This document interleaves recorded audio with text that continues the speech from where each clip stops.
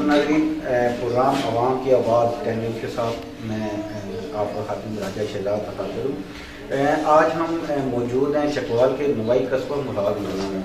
یہاں پہ ابھی یہ ایک بنیادی ہیلتھ مرکز ہے جہاں پہ موجود ہیں۔ یہاں پہ کچھ لوگوں کی شکایات ہیں جو کہ ہم عوام والا تک پہنچانا چاہتے ہیں۔ ہمارے ساتھ کچھ عوامی نمائندے بھی موجود ہیں، ہم ان سے جاننے کی کوشش کرتے ہیں کہ یہاں کے کیا مسائل ہیں ان کو اور یہ کیا فیسلٹی چاہ رہے ہیں جو کہ ہم ایوانوں تک پہنچا رہے ہیں۔ السلام علیکم سر۔ السلام، گڈ نیم سر؟ محمد اکبر مرزا۔ محمد اکبر سر، یہ تھوڑا سا ہمیں بتائیں کہ یہاں پہ کیا مسائل ہیں اور آپ کیا فیسلٹی چاہ رہے ہیں اور بنیادی مرکز کے حوالے سے۔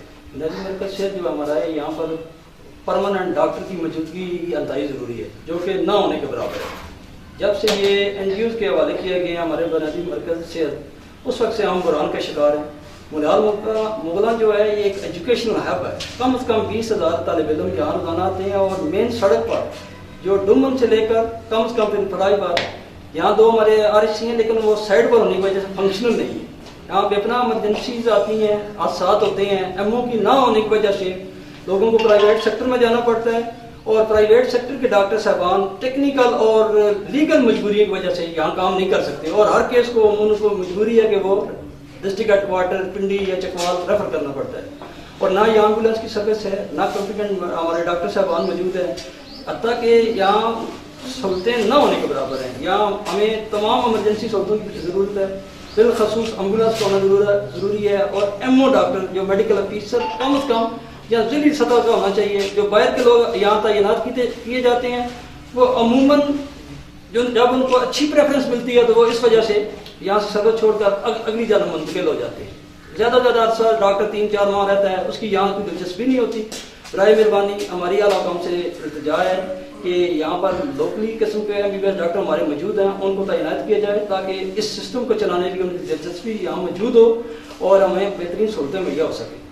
ناظرین، ہمارے ساتھ ابھی بلال مغلان سے کونسلر صاحب موجود ہیں، ہم ان سے بھی جاننے کی کوشش کرتے ہیں کہ ان کی کیا ہاسپٹل کے بارے میں رائے ہے اور کیا ان کی یہ چاہ رہے ہیں عوام کو فیسیلیٹیٹ کرنے کے لیے۔ وعلیکم السلام جی۔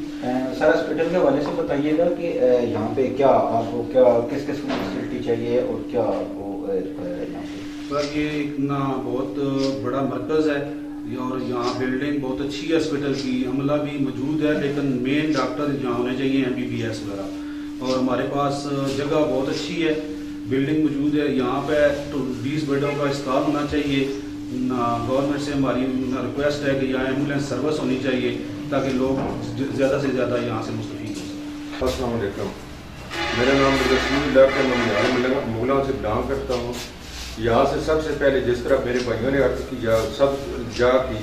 گورنمنٹ حکومت پنجاب سے کہ ہمیں یہاں پر ہر چیز اویلیبل ہے، جس طرح بلڈنگ ہے، باقی ہمارے پاس نہ میڈیسن ہے نہ اس کے بعد ایمبولینس ہے۔ ہمیں حکومت پنجاب سے ایک ریکویسٹ ہے کہ وہ آ کر یہاں پر جس طرح بھائیوں نے وزٹ کیا، میڈیا والوں نے ان کے شکر گزار ہیں کہ وہ آئیں، انہوں نے ہماری داد رسی کی۔